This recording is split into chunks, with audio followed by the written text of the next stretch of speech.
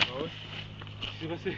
Bilan de la première sortie de la CF Moto là en tout terrain. Elle n'a pas encore tout à fait 1000 km, elle n'a pas encore fait son entretien des 1000 km. Elle a autour des 800 km à peu près, donc on est sur la deuxième phase du rodage, celle où on peut monter jusqu'à 6000 tours par minute, donc on a respecté le rodage même en tout terrain. Elle a déjà chuté 2 fois, la première fois sans trop grandes conséquences elle est venue se poser en fait sur du sable, donc jusqu'à là rien de très grave. Par contre la seconde, moi je considère pas que c'était une grosse chute, alors c'était pas moi qui étais sur la moto à ce moment-là. D'un point de vue extérieur à l'arrière, ça avait pas l'air d'être une grosse chute. Par contre, en termes de dégâts, vous allez voir que finalement, il y a certains éléments qui nécessitent d'être changés, même si la moto est neuve.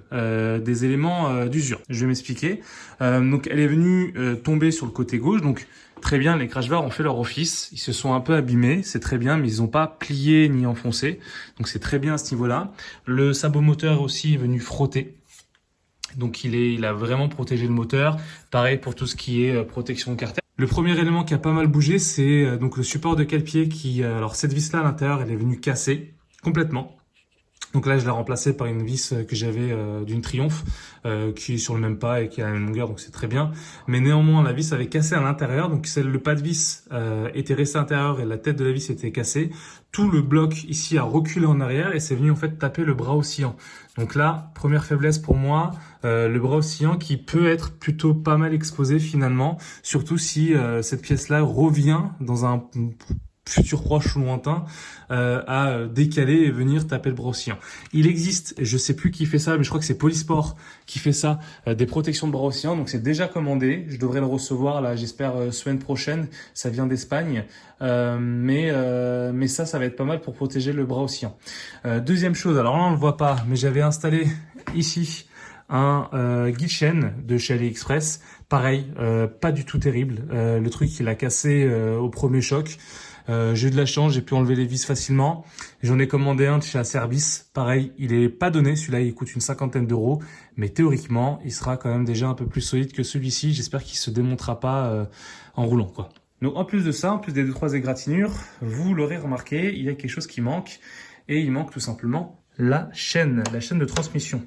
Pourquoi il manque la chaîne de transmission? En fait, lorsque la moto est venue se poser, alors je sais pas exactement comment elle est venue se poser, si elle est venue se poser sur une pierre, ou quoi que ce soit d'autre, je ne sais pas honnêtement, j'ai pas souvenir. Néanmoins, lorsqu'elle s'est posée, c'est venu vriller un maillon de la chaîne. Donc c'est une chaîne de marque Did. C'est vraiment pour le coup les premiers prix qu'ils mettent sur cette CF moto. Donc c'est pas une chaîne renforcée ou quoi que ce soit, hein, c'est vraiment les premiers prix. Elle vaut, je pense, une quarantaine d'euros grand maximum. Et donc en fait, le maillon s'est complètement plié. Il n'était pas cassé, mais plié. Et comme pour un vélo, grosso modo, la chaîne ne tournait plus rond et j'avais un claquage au niveau de la couronne arrière. Donc qui se faisait entendre, mais qui était audible vraiment à plusieurs, voilà, qui était très audible. Et j'avais une crainte, c'est d'user le kitchen un petit peu prématurément avec ce problème-là, donc je pouvais pas rentrer par la route, j'avais peur de rentrer par la route et par autoroute. Et aussi j'avais peur en fait d'esquinter l'arbre de sortie de boîte ici. Donc derrière ce pignon il y a un arbre qui vient se prendre sur la boîte. Et j'avais peur qu'avec cette chaîne qui était endommagée, ça vienne claquer et un petit peu déformer, vous voyez, l'arbre en sortie de boîte. Et là, on partait sur des réparations qui étaient beaucoup plus onéreuses que ce qui est présent aujourd'hui.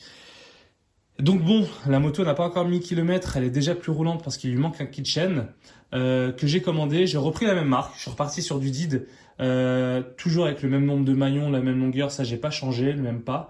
Par contre, j'ai pris du renforcé. Elle est un peu plus chère, mais théoriquement, on devrait ne plus avoir le problème de maillons cassés. En tout cas, je l'espère. Voilà le bilan de la première sortie. Il y a aussi un peu le feu qui a pris un petit peu lors de la chute. Après, il est clair, hein, cette moto, moi, je l'ai prise exclusivement pour faire du loisir et donc à savoir du tout terrain. Donc, je m'attends que la moto qu'elle prenne des coups. Je suis plutôt content vraiment du duo crash bar sabot moteur qui sont bien venus protéger la moto.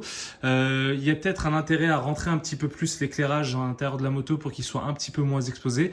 Là, vraiment, c'est toujours le pire sur ce genre de chute, hein. C'est les chutes où on va retrouver des pierres et des cailloux en dessous de la moto. C'est vrai que quand elle se pose dans de la terre ou dans de la boue et que, grosso modo, elle se pose à plat, ça va. Quand elle se pose dans une ornière avec des cailloux, généralement, la moto, elle prend quand même pas mal de tarif. Les crash bars ont bien fait leur office, les barkbusters ont bien protégé le guidon. Voilà. Et à part cette histoire de chaîne qui est venue plier et malheureusement ce petit impact au niveau du bras oscillant, la moto s'en sort plutôt pas mal au vu de la chute. Pas pu exploiter le plein potentiel de cette moto, mais le peu que j'ai pu faire, à peu près une dizaine de kilomètres, c'est vraiment une moto qui est agréable en tout terrain.